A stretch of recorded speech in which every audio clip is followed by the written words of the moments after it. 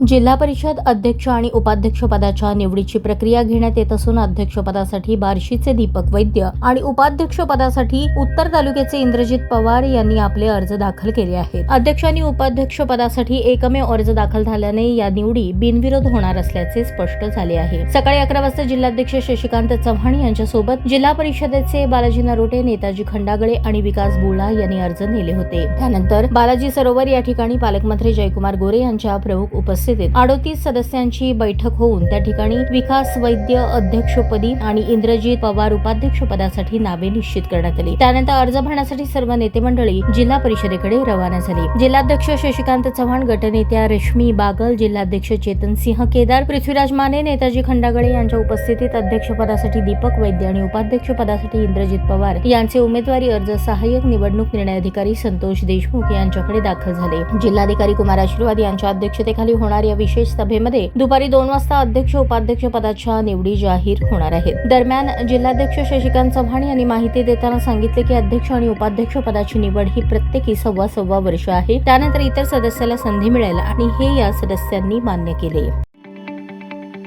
ताज्या बातम्या पाहण्यासाठी प्राईम महाराष्ट्र न्यूज चॅनलला सबस्क्राईब करा.